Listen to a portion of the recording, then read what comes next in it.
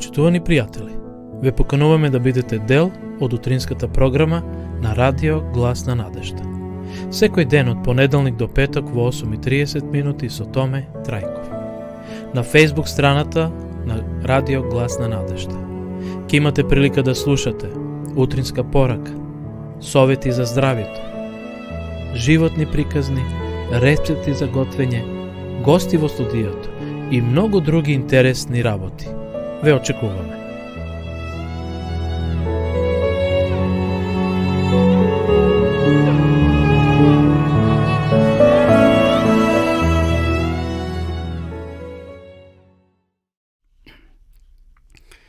Почитувани гледачи, добро утро. Срдечен поздрав од студиото на Радио Глас на надежда од Кавадарци. Еве не повторно заедно во живо и денес ќе се дружиме во наредните минути. Денеска е 15. јуни, среда 2022 година. Во Кавадарци 8 на сончево време, моментално е плюс 17, така да ќе имаме убав сончев ден. И ова емисија би ја започнале со една убава мисла. Никогаш не дозволувај да сретнеш некој кој по средбата со тебе нема да биде посреќен. Тоа го напишала мајка Тереза. Па нека и овој ден, почитувани гледачи, навистина таму кај што ќе се движиме, кај што ќе работиме и ако сретнеме некого, навистина колку стои до нас да го направиме среќен човекот. Можеби некој се бори со проблеми, со искушенија, со разни травми, но можеби ние може да му кажеме еден убав топол збор и да го храбриме. Значи, никогаш не дозволувај да сретнеш некој кој по средбата со тебе нема да биде посреќен. Еве со ова мисла ја започнуваме ова наша емисија, а сега ќе одиме со една поздравна песна.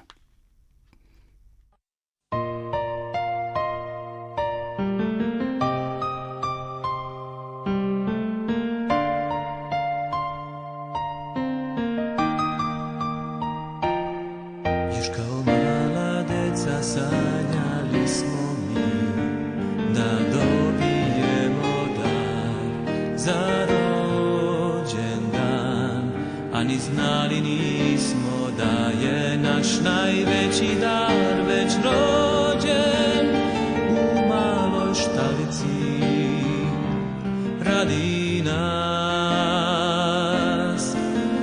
Imamo razlog da živimo s njim, imamo razlog jer je Božji on sin što raspet je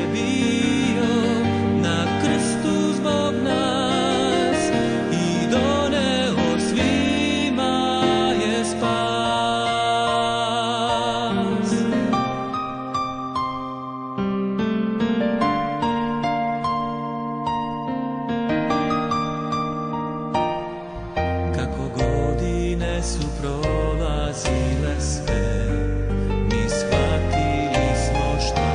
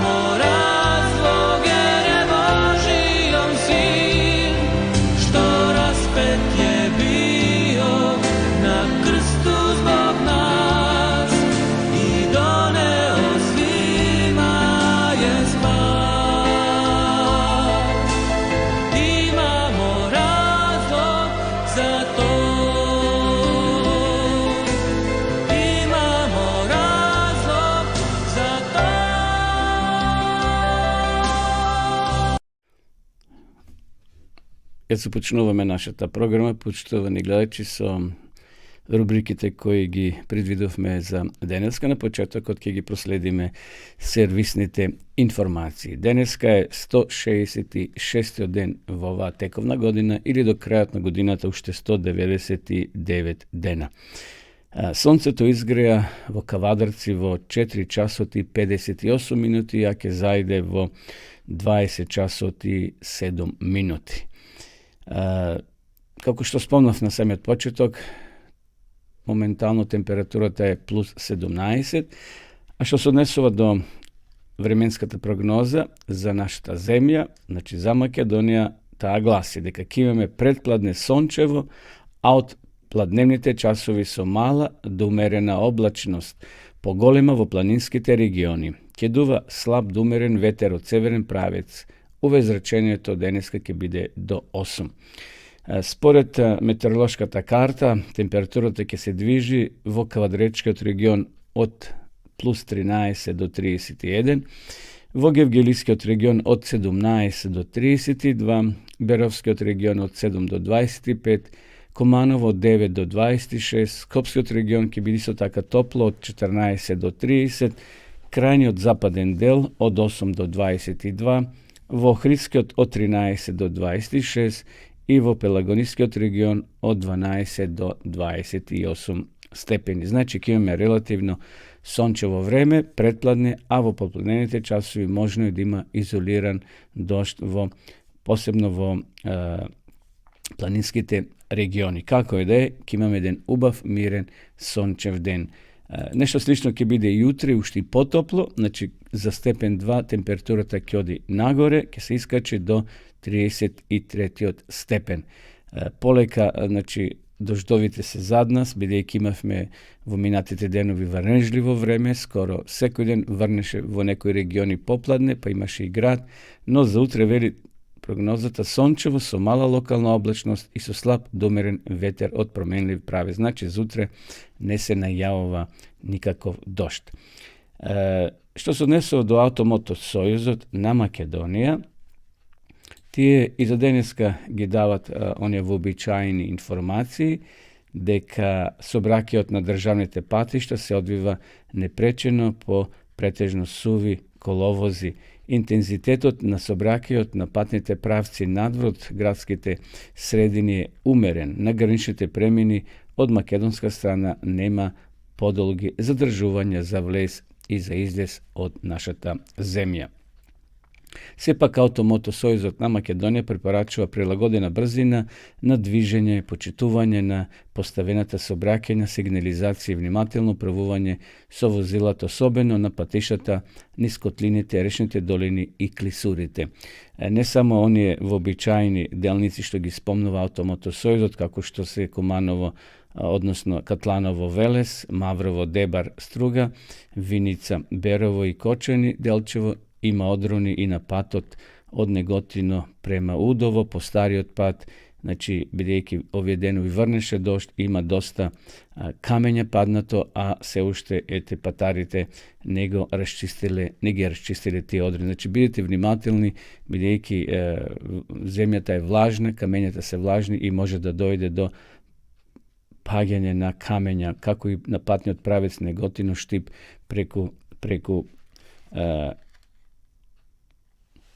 тие делници кои се движат низ планините, низ местото пепелиште. Добро, одиме понатаму да ги спомнеме и следниве работи, кога е во прашање на денешен ден, рековме денеска 15 јуни, што се случило во минатото. 1215 година англискиот крал Џон ја потпишал големата повелба на слободата. А што е тоа? Тоа е Магна Карта Libertatum, со која на големците им се гарантирале поголеми слободи. Повторно некоја дискриминација била донесена во 1215 година, на големците им се доделиле некои поголеми права или слободи. 1752 година денешен ден Бенџамин Франклин, американски физичар и државник, го докажал односот меѓу молњата и електричното празнење со пуштање на детско летало за време на бура. На овој ден бил пронајден громобранот. Ете, тоа се случило значи на денешен ден 1752 година, а подосна пронајден е и громобранот, кој денеска може наистина да заштити многу семејства, односно многу згради, куќи така натаму. На денешен ден, 1843 година, во Берген е роден Едвард Григ, норвешки композитор, пианист и диригент. Во своите музички остварувања користел елементи на националниот фолклор и со нив норвешката музика добила целосна афирмација во светот. На денешен ден, 1873 година, германскиот археолог аматер Ханјарх Шлиман во Мала Азија ги открил крепостите на Троја, древниот Пријамов град познат од Хомеровите епови. На денешен ден, 1882 година, во Кратово е роден Павел Шатев, истакнат македонски револуционер и анархист, член на гимиџиите и един од солунските атентатори. На денешен ден, 1899 година, во Фуенте, Вакерос, е роден Фредерико Герасија Лорка, шпански писател од Гранада, народен драматург, сликар, музичар и еден од најголемите лиричари воопшто. На денешен ден, во 1919 година, во директен лет од Нјуфаундленд во Северна Америка до Ирска, британските авијатичари Артур Браун и Џон Оклок први го прелетале Атлантикот. Летот траел 10 часа и 12 минути. Значи, тоа се случило во 1919 година на денешен ден. Во 1967 година Жорж Помлиду бил избран за председател на Франција. Значи, Жорж Помлиду бил избран за председател на Франција. Нешто за Македонија поврзано. Во 1994 година Република Македонија и Република Боливија воспоставиле дипломатски односи. Република Боливија била прва земја од Латинска Америка и Карибите со која Република Македонија воспоставила дипломатски односи. Во 1999 година Северна Кореја соопштила дека јужнокорејската војна морнарица потопила еден нејзин брод во северно-корејските водени територии на Жолто море, обвинувајќи го Сеул за предизвикување на првиот поморски судир по завршувањето на Корејската војна во 1953 година, со што провоцирала нова војна на поделениот полуостров. Еве уште една информација. Во 1996 година во Беверил Хилс умрела Ела Фиджералд, американска џез легенда, позната како дама на песната. Родена била во 1980 година. Почитувани гледачи, се подсетивме на настани од блиското и далечно минато на денешен ден. Одиме сега повторно со песна.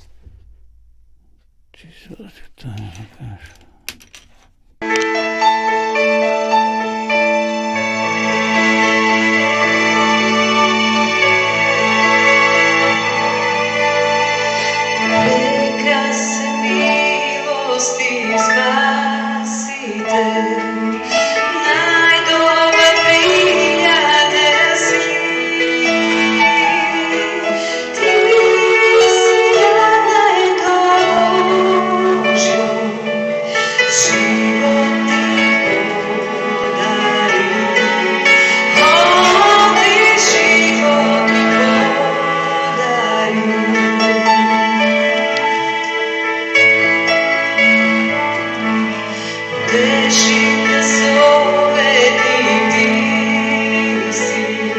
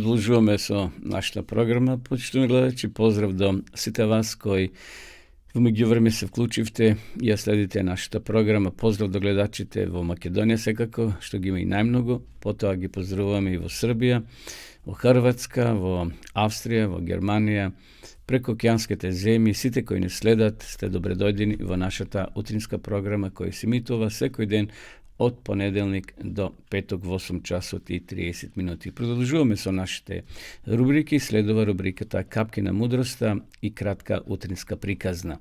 Еве кои капки на мудроста ги приготвив за ова утро, почитувани гледачи. Ако читаш Свето писмо, не си свет, но можеш да постанеш. Кога расте верата, се намалува самодовербата. Кога се молиш на колена, повисок си од оние што се молат стоејки. Неверникот се смее на верникот, а не знае зошто. Ако бегаш од Бога, на патот ќе го сретнеш ѓаволот.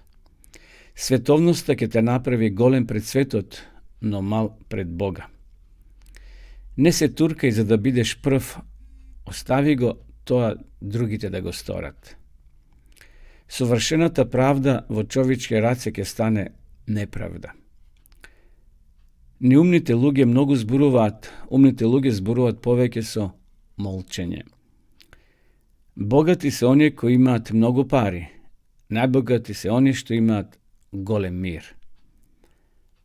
Што е најубаво на светот? Вистината. Тотално среќа нема. Несрекни се оние што тоа не го знаат.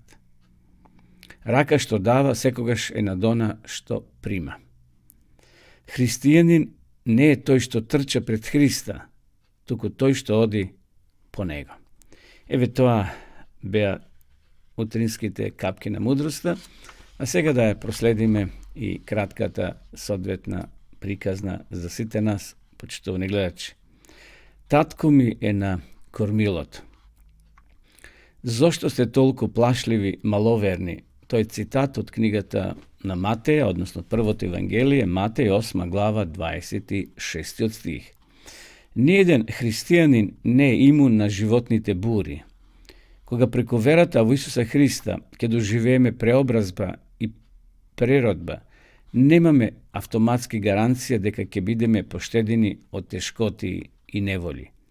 Но имаме ветување за Божјото присуство и неговата сила, кои ќе ни дадат сигурност во време на неволи.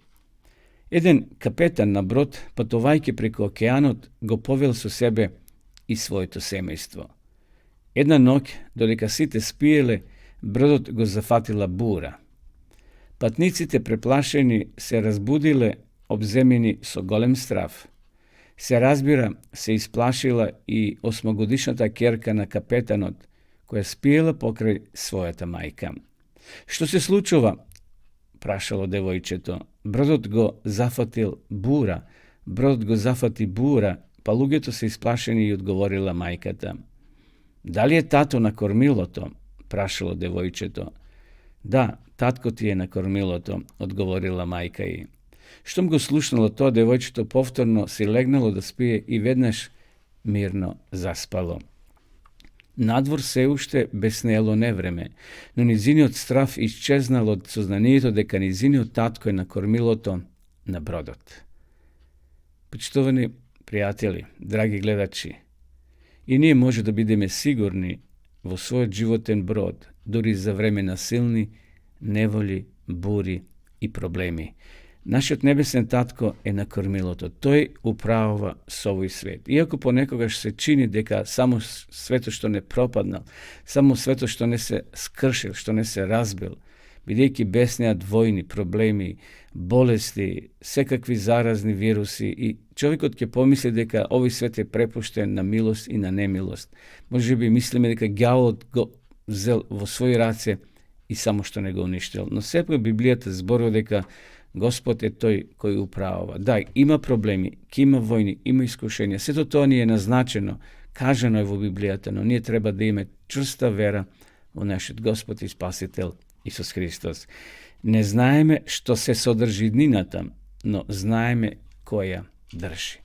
Caro David isto така имал искушение, имал проблеми во својот живот, имал стравови, бидејќи постојно бил наметан на непријателите. Тој бил цар, имал внатрешни и надворешни непријатели. Но пишувајќи ги псалмите, тој го запишал 23-тиот псалом.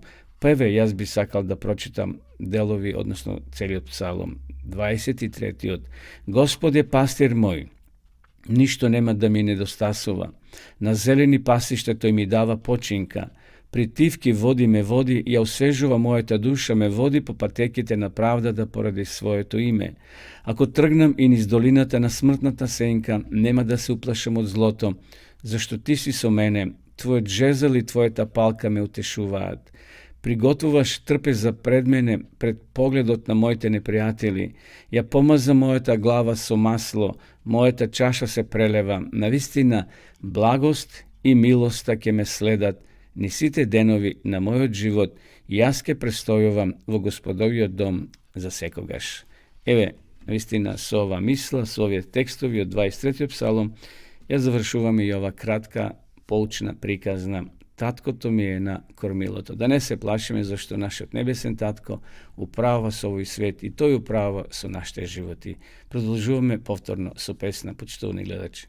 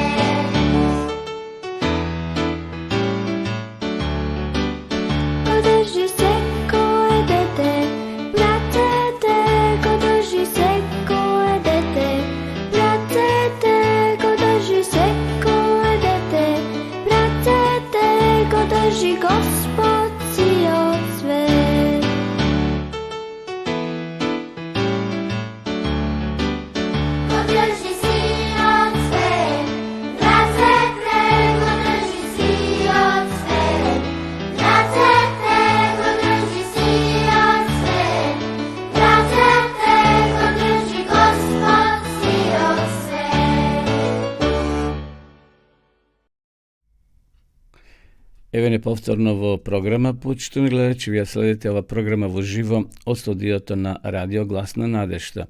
Ова е адвентистичко радио што емитува својата програма секој ден од понеделник до петок во 8 часот и 30 минути. Следува утринскиот текст за ова утро кој го наоѓаме во посланието до Ефесјаните во 5 глава во 2 стих. И одете во љубов, како што и Христос ве љубеше вас и се предаде себе си за нас, како принос и жртва за Бога, за благопријатен мирис. Ова било жртвување на живот за нас, за да можеме да станеме сето она што тој сака да станеме. Негови представници кои го шират благопријатниот мирис на неговиот карактер. Неговите чисти мисли, неговите божествени особини, прикажени преку неговиот земски живот, за да можат и другите да го согледаат во неговиот човечки облик и да бидат потикнати да посакаат да станат слични на Христа, чисти, неизвалкани, достојни пред Бога, без мана или дамка или нешто слично.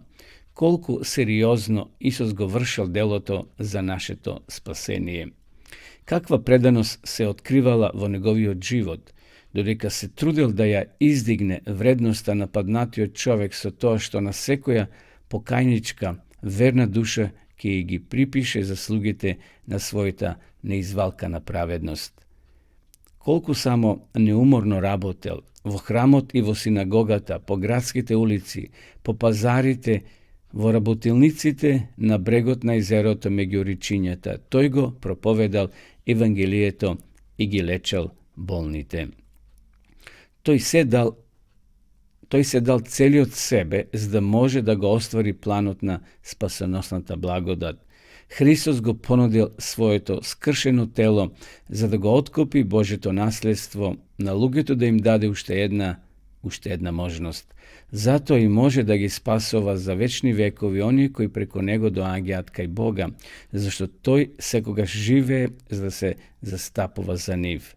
Со својот безпрекорен живот, со својата послушност, со својата смрт на крстот на Голгота, Христос посредува за загубениот човечки род. А сега не само како обичен молител, туку како победник кој ги бара плодовите на својата победа, како поглавар на нашето спасение посредува за нас. Неговата жртва е комплетна и како наш посредник тој извршува служба што самиот доброволно ја прифатил, подигајќи ја пред Бога кадилницата со своите пречисти заслуги и со молитвите, признавањата и благодарноста на својот народ. Намирисани со мирисот на неговата праведност, тие се издигнуваат пред Бога како пријатен мирис. Жртвата е наполно прифатлива и сите престапи се покриени со помилување. И тоа беше соодветниот коментар на утринскиот текст, почитувани гледачи, што денеска го најдовме во посланието до Ефесјаните, 5 глава, 2 стих. И одете во љубов, како што и Христос ве љубеше вас и се предаде себе си за нас како принос и жртва на Бога за благопријатен мирис. Наистина Христос сторил се од негова страна, дори го дали својот живот за да не откупи нас. Ние да живееме еден живот како што тој сака. Всушност, да се најдеме еден ден со него во вечноста, во еден нов живот, поразличит од денешниот што го живееме на ова грешна планета. Каква предност се откривала во неговиот живот, се вели понатаму, додека се трудил да ја издигне вредноста на паднатиот човек со тоа што на секоја покајничка верна душа ќе ги припише заслугите на својата неизвалкана праведност. Ние сме зачнати во грех, вели апостол Павле. Ние сме грешни и со нашиот живот ние не можеме да го добиеме спасението. Но овде, како што вели текстот, Христос со неговиот живот, секоја покајничка верна душа ќе ја спаси и ќе ги припише своите заслуги на својата неизвалкана праведност. Ако сакате повеќе да читате за Исуса, почитувани гледачи, слободно може да порачате Свето писмо, Библија. Ние во редакцијата имаме доволно за вас, ќе ви испратиме. Ваше е само да се јавите, да посакате, да ги напишете вашите податоци, а ние бесплатно ќе ви ја доставиме или ќе ви испратиме по пошта во вашиот дом. Исто така можете да изучувате и дописата библиска школа бесплатно онлайн, значи на вашите компјутери дома ќе можете да ја проучувате Библијата и основните вистини на Свето писмо. За кој миг ние ќе видиме сега рекламата, но ваше е да напишете Библијата зборува.мк на Google и ќе ви се отвори веб страницата каде што ќе ги прочитате основните информации. Да видиме сега рекламата.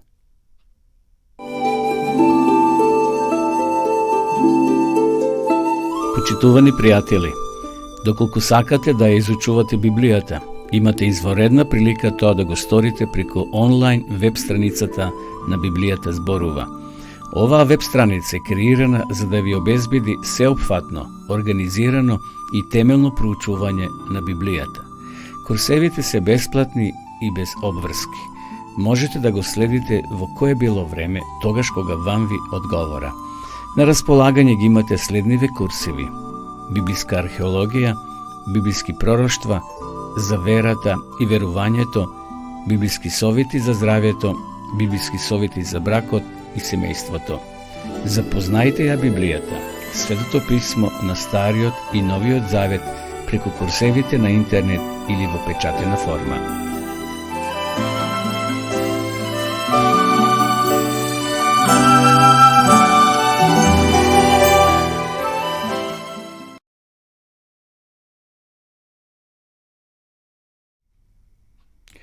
Продолжуваме со нашата програма, почитувани гледачи, во рубриката Библиските личности.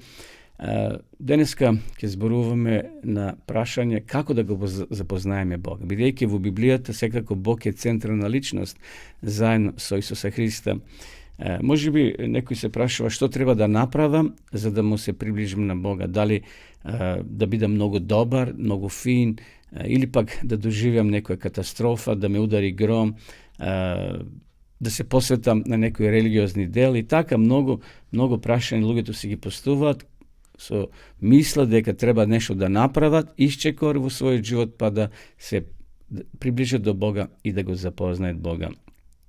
Првата вистина е следнава, дека Бог не сака сите, такви какви што сме.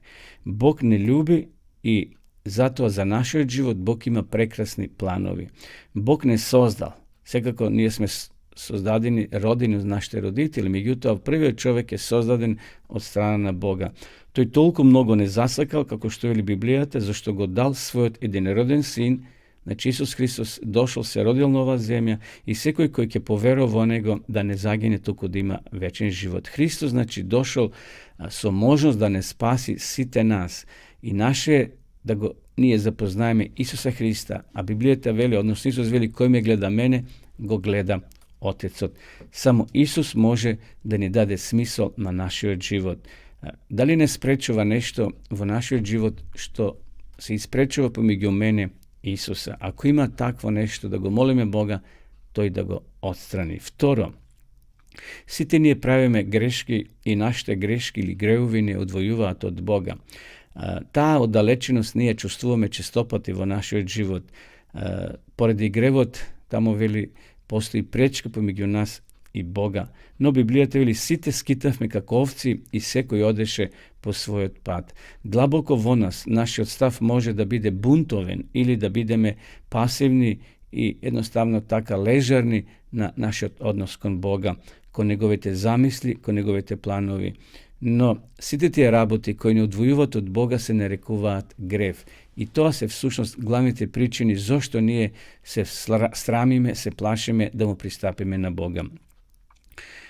Резултатот од гревот во нашите животи е смртта, односно не она физичката, но поопасна и може да кажеме на духовната смрт, она духовна одвоеност од Бога. И затоа Господ сака да не приближи и тој вели, дојдете кај мене сите кои сте уморени, товарени и јас ќе ви дадам траен мир. Трето, Исус Христос е единственото Божје решение за нашиот грев. Не се тоа светците, не е тоа ни Дева Марија, ни човек. Сите ние може само да им помогнеме на луѓето, ги насочиме кон Христа. Меѓутоа, Христос е единственото решение за паднатиот човек во грев. Преку него можеме да го препознаеме Бога, да ја препознаеме Божјата љубов и замисла за нашите животи. Ние заслужуваме, тамо вели, смрт, плата за гревот е смрт. Проблемот е што казната што треба да ја платиме, рековме, е смрт, трајно одвојување од Бога. За да не мора да умреме одвоени од Бога, Христос, заради неговата љубов кон нас, умрел на Голготскиот крст. За нас, за тебе и за мене. На крстот Исус ги зел нашите греови врз себе и комплетно, целосно ја платил казната. Зашто Христос, Павле вели, умре за гревовите, праведниот за неправедните, за да може да не доведе кај Бога. Не спаси не врз основа на праведните дела што сме ги направиле, туку по својата милост. Значи Исус, почитувани гледачи, заради Исусовата смрт на крстот, гревот што го имаме повеќе не може да не одвојува од Бога. Тој грев треба да го признаеме, Исус го брише, го уништува и ние стоиме пред престолот на милоста, чисти, оправдани, облечени со Христовата правда. Зашто Бог толку го засака светот што го даде својот единороден син, та секој кој верува во него да не загине, туку да има вечен живот. Исус не само што умрел за нашите греови, туку тој и воскресна, вели Библијата, воскресна од мртвите. Со тоа, без сомнение, докажал дека со право може да ни вети и да ни обезбеди вечен живот, дека тој е Божјиот син и дека само преку него може да го запознаеме Бога. Затоа што Исус рекол, јас сум патот, вистината и животот. Никој не доаѓа кај таткото освен преку мене. Наместо се повеќе да се трудиме самите да стигнеме кај Бога, тој ни кажува како можеме да го запознаеме Господа уште сега, веднаш. Исус вели, дојдете кај мене. Ако некој е жеден, нека дојде кај мене и нека пие. Кој верува во мене, од неговата внатрешност ќе потечат реки на жива вода. Само поради неговата љубов кон нас, Исус издржал на крстот. И тој сега не поканува да одиме кај него, да дојдеме кај него, за да може да го запознаеме Бога лично. И четврто, мораме лично да го примиме Исуса Христа како Господ и Спасител. Значи, јас лично, ти лично, не колективно. Ние колективно не се спасуваме. Ние одиме во црква како колектив, да си помагаме еден на друг, да се молиме еден за друг, но спасението мораме самите да го избориме, односно да го примиме. А на сите што го примија, вели Библијата, им даде право да станат Божи, на оние кои веруваат во неговото име. Тоа е Евангелие според Јован 1 глава. Значи, секој лично треба да го признае Исуса за свој Спасител. Ние го примаме Исуса преку вера. Библијата вели, зашто по благодат сте спасени преку вера, и тоа не е од вас самите, тоа е Божи дар, не од делата, за да не се фали некој. Да се прими Исус значи да се верува дека тој е Божиот син, што и самиот тврдел да му дозволиме тој да го води и управува нашиот живот. Исус рекол, јас дојдов за да имаат живот и да го имаат во изобилие. И еве поканата на Исуса за сите нас за денеска. Еве стоем пред вратата и чукам. Ако некој го чуе мојот глас, ја отвори вратата, ќе влезам кај него и ќе вечерам со него. Како ќе одговориш на поканата на Исус? Останува на тебе, почитувани. Самите ние да отвориме таа квака, таа врата на нашето срце, а Исус ќе влезе и ќе биде со нас. Одиме понатаму со песна и потоа ќе се вратиме да ги проследиме и останатите рубрики.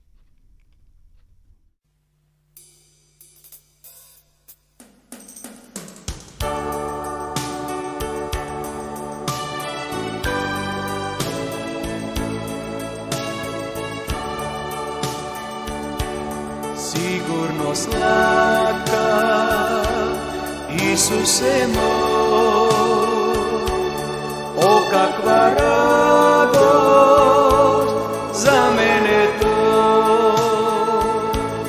Dete sam Božjo, sigurno znam, otkupen sokrv, roden od zato apela i svedoča, go slavam Isus cel život svoj. Zato apela i svedoča, go slavam Isus cel život svoj.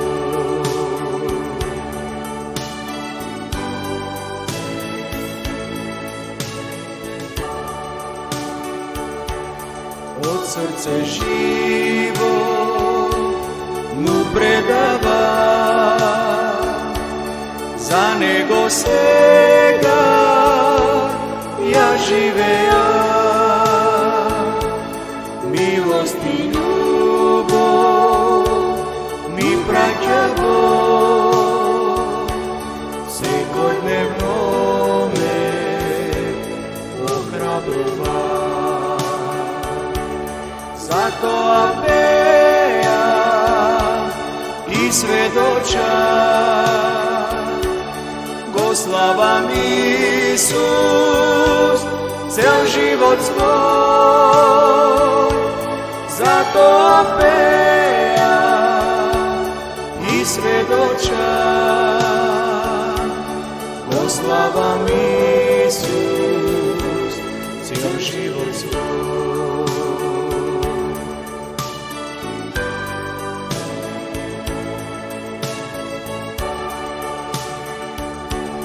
Odmor vo Isus dobivam jas, sreća i blaženstvo svekoj čast. Sokrenat pogled očekuva, vo njegov presret da pored nas. Zato apejam i svedočam, goslavam Isus cel život svoj. Zato apejam i svedočam, goslavam Isus cel život svoj. Goslavam Isus cel život svoj.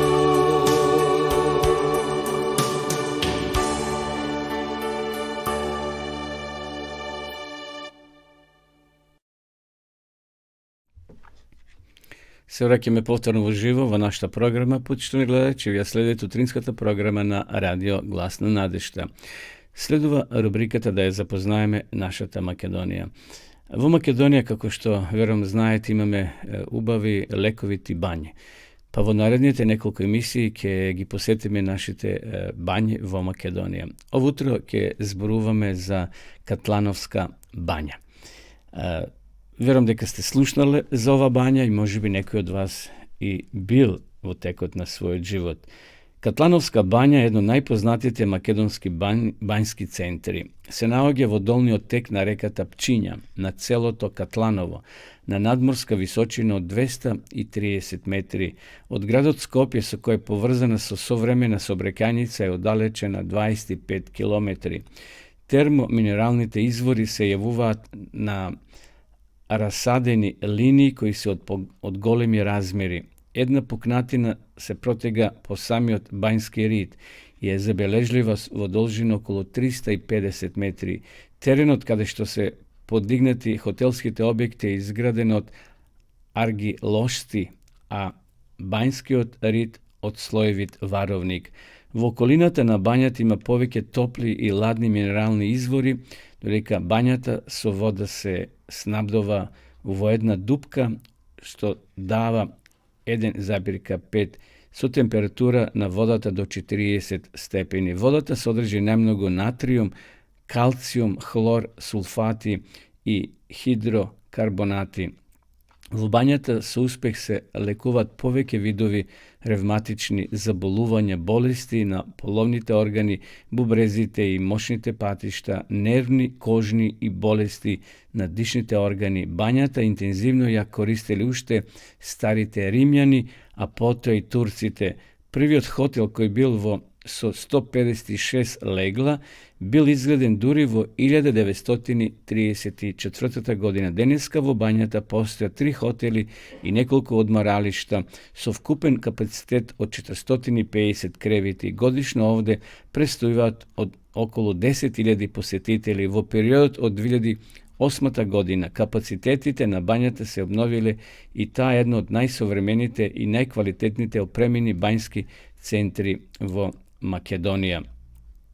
Еве уште неколку информации сакам да споделам, почитувани гледачи, ако се одлучите да одите, да ја посетите ова бања, да знаете што ве чека. Како што рековме, значи, од Скопје е оддалечена 25 км ова бања, од Велес 2,5 км, тука е на самиот автопат Скопје-Белград и 4 км од аеродромот Скопје. Обкружена е со прекрасна природа која допринесува за целосна релаксација и регенерација на телото. Катлановска бања представува центар за спроведување на физикална медицина и специализирана медицинска рехабилитација. Има склучено договор со Фондот за здравствено осигурување на Република Македонија. Постои обучен медицински тим, составен од 4 лекарски тимови, составени од доктори, специјалисти по физикална медицина и рехабилитација и високо обучен професионален тим на физитерапевти и медицински сестри. Термоминералната вода, според својот состав, е вистински светски раритет. ta je so visok procent na minerali, jedno od najlekovitite vodi na Balkanot, Evropa i svetot. Ta banjan je tuka, znači blisko je v centralnoj Makedoniji, всекој може секако според своите можности и ако има такви болести.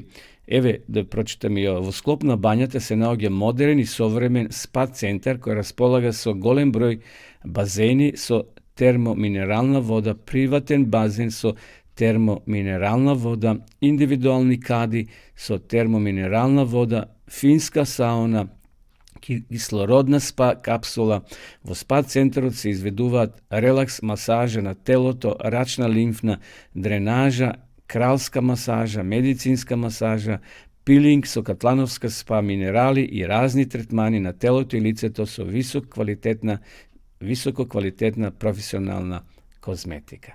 Значи, ако имате можност, посетете ја обавезно ова бања и не мора сте болни. Така на прошет, кајте има убава природа, така да Македонија располага со убави бањски центри. Во наредните емисии ќе ви пренесам слика и со збор да ги запознаеме и останатите бањи во нашата земја. Што се однесува до здравјето, денеска ќе се подсетиме повторно за кантарионот лек за повреди, депресија и добро варење. Сега е сезоната на кантарион. Иако ова година чудо го нема, многу е редок, порано ќе го сретнете по автопатиштата на разни тревњаци, ливади, сега скоро и да го нема. Дали е таква годината, но може би се уште ќе најдете таму кај што вие живеете, излезете во природа, во шума и побарите го кантарионот. Лесно се препознава со жолта боја. Кантарионот расте на ливади, пасишта, како и на каменити предели, а цвета од мај до крајот на август, зависно од поднебјето. Расте до висина од 60 см, има специфичен мирис, горки вкус, а изобилува со железо, етерични масла, смола, каротен, колин и витамин С. Ова растение се нарекува магично, затоа што помага за подобрување и лекување на различни состојби во организмот. Факти за корисноста на кантарионот како природен лек. Број 1. Има силно антидепресивно дејство, па не е препорашливо да се меша со лекови за таа намена, бидејќи има исто дејство. Во последните години голем број научни истражувања го потврдуваат овој факт, а најчесто се применува при благи и умерени депресии. Во споредба со фармацевските антидепресиви покажува подеднаква ефикасност, а помалку несакани дејства. Второ, освен за депресија, помага во третирање на стравови, пореметувања на расположението во менопауза, ноќно мокрење, обсесивно компулсивни пореметувања, сезонски депресии, кои посебно се манифестираат во зимските месеци, кога има недостаток на доволно сончева светлина. Број 3. Кантарионот е најпопуларен за лекување на повреди на кожа, рани, посекотини, убоди, чиреви, а ги облажува симптомите на гастритис, чир на желудникот, болести на бубрезите, црниот дроб, слизинката и мочниот меор. Број 4 се потребува како лек за чир на желудникот и 12-паличното црево, при пореметување на варењето, за стимулација на желудничните сокови и улеснување при варењето. Етеричното масло од кантарион спречува појава на грчеви во стомакот, ја олеснува работата на цревата и спречува надоеност и дигестивни тегоби воопшто. Број 5. Помага во намалување на крвниот притисок и превенира срцеви заболувања. Одличен е против хемороиди и опекотини. Традиционално се припрема во вид на масло кој се користи за намалување на болки, реума, гихт, крварење и промени на кожата. Сега, кога го знаете ова, дека има огромна корист, затоа излезете и наберете си кантарион. Може да го сушите за зима, да го сушите секако во сенка, а да направите и етерично масло. Значи, земате маслено масло, наполнете едно тегло, отсечете ги цветовите од овој чај, значи од кантарионот, и ставите ги на сонце. Барем 25 до 30 дена да стоат изложени на сонце, и тоа добива една убава боја и тој сок или тоа масло кантариново od kantarion, može da go pijete ili da gi mačkate, delovite po telo koga imate izgorenici ili nekoj drugi pojavi na kožata. Това беше рубриката да ја запознаеме нашата земја Македонија и совети од полето на здравјето. Одеме сега повторно со песна и ќе се вратиме да ја проследиме последната рубрика во нашата денешна емисија.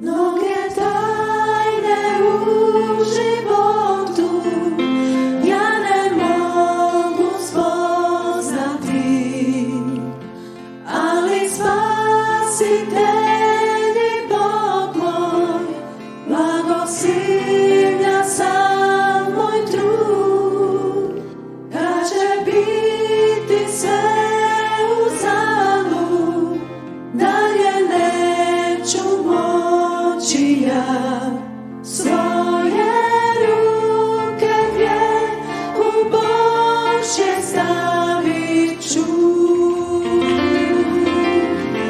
Postoji jedan bolji svijet, tamo iznad mora svih, gdje ću naći ruke te probodene.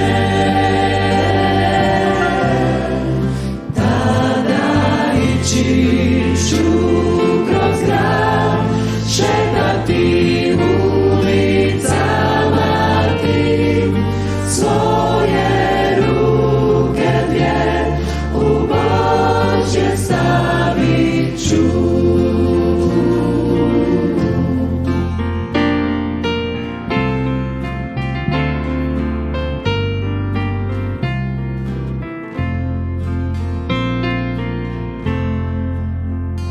Često puta moje ruke Bogu su sagriješile i u svojoj neposlušnosti su zavrijedile i trud, ali milost Božja prašta, znam da vidjet ću ga ja, svoje ruke dvije u Božje stavit ću.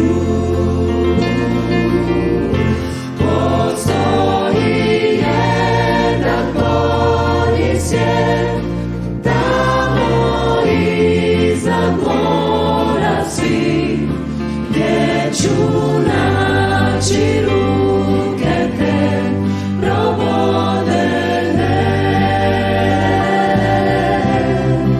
Tada ići ću kroz grad, šetati ulicama tim, svoje ruke dvije u Božje stavit ću. Postoji jedan bolji svijet, tamo iznad mora svih, gdje ću naći ruke te probodene.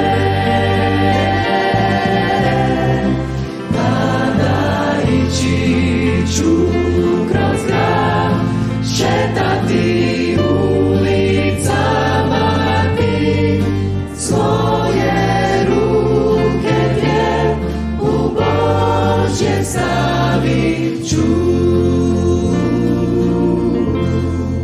Svoje ruke dvije u Božje stavit ću.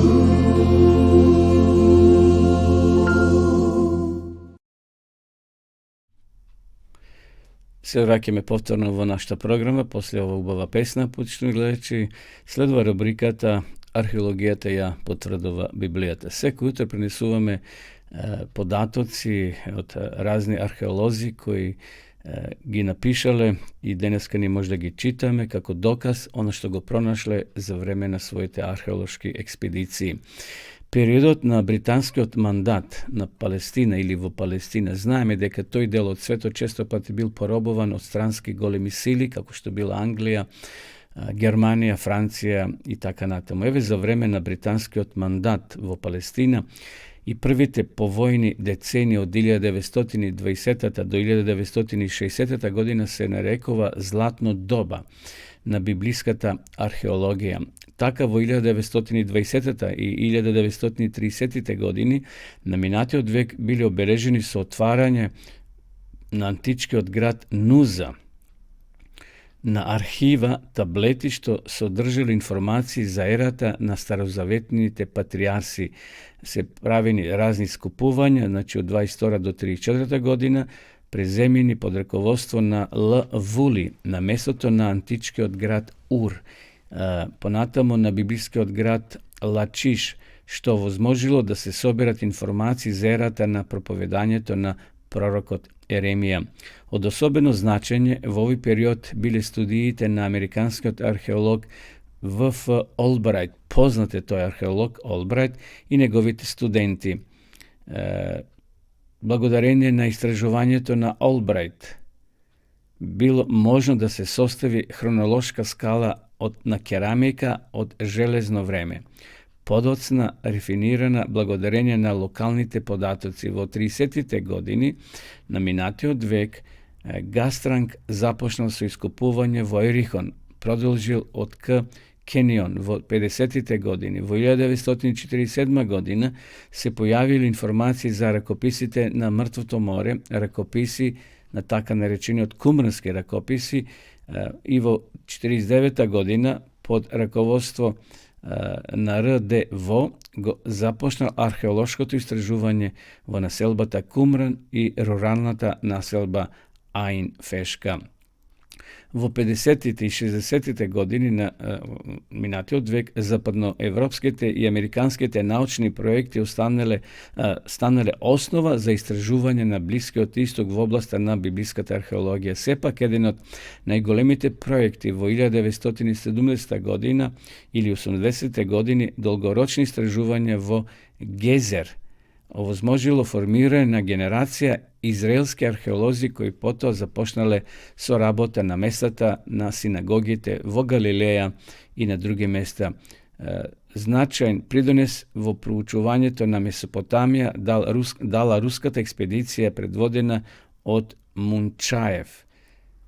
Независните држави што се појавиле по Втората светска војна, првенствено Израел и Јордан, биле заинтересирани за развојот на библиската археологија. Израелските научници посветувале големо внимание на локалното познавање и постојаните истражувања на тие територии. Така во 60-тите години на минатиот век Јадин беше во можност да ја утврди локацијата на римскиот логор во Ајн Геди од воздушни фотографии и наскоро биле истражени остатоците од тврдината Масада. Кон крајот на 60-тите години и 70-те години од минатиот век започнало искупување и во стариот град Ерусалим. Еве, толку за овутро од овие податоци кои ги пренесов до вас, почитувани гледачи, уште еднаш се утврдува фактот дека Библијата е веродостојна, дека се она што археолозите го пронаоѓаат го спредуваат денеска со денешната Библија и тие податоци ги потврдуваат настаните кои се запишени токму во Библијата во Светото писмо. Ке продолжиме да ја следиме археологијата и во наредните емисии да ви пренесувам интересни факти со кои уште еднаш се потврдува веродостојноста на денешната Библија. Еве, почитувани гледачи, дојдовме до крајот и на оваа денешна утринска програма. На сите вас кои прославувате денеска роден ден, ви го честитаме и ви посакуваме Божје водство, а на сите останати имајте убав ден и ви закажувам нова средба во следната емисија на исто место и во исто време. А до тогаш, довидување.